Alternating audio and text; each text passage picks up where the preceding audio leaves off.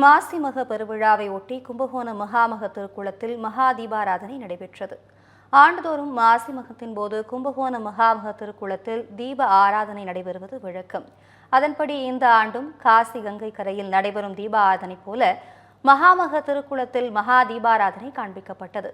இதனை காண்பதற்காக மகாமக குளக்கரையில் ஏராளமான பக்தர்கள் குவிந்தனர்.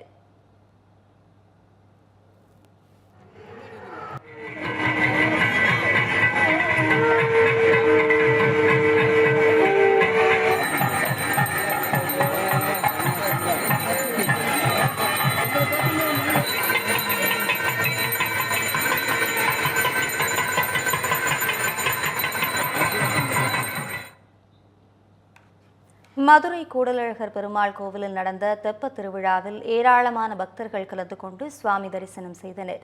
108 வைணவ திருத்தலங்களில் ஒன்றான மதுரை கூடலழகர் பெருமாள் கோவிலில் மாசிமகம் தெப்பத் திருவிழா கடந்த 3ஆம் தேதி கொடியேற்றத்துடன் தொடங்கியது.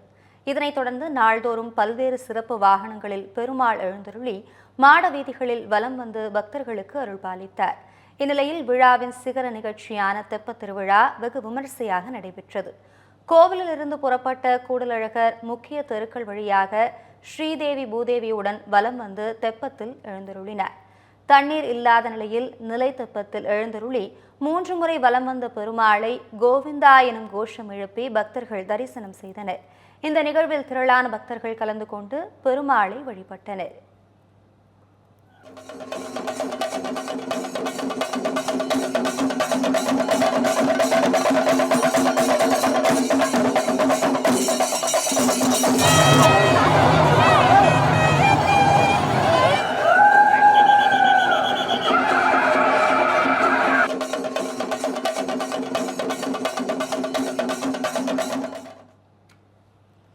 திருப்போரூர் முருகன் கோவில் தேர் திருவிழாவில் திரளான பக்தர்கள் கலந்து கொண்டு சுவாமி தரிசனம் செய்தனர்.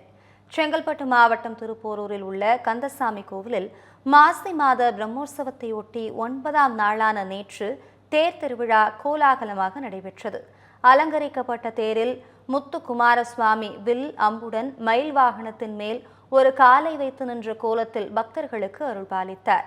உயர்நீதிமன்ற உத்தரவை தொடர்ந்து 3வது ஆண்டாக தேர் ஊர்வலம் பழங்குடியின மக்கள் வசிக்கும் படவாட்டம்மன் கோவில் திருவழியாக சென்றதால் அப்பகுதி மக்கள் மேள தாளங்கள் முழங்க மகிழ்ச்சியுடன் மலர் தூவியும் ஆரத்தி எடுத்தும் முருகப்பெருமானுக்கு வழிபாடு நடத்தினர்.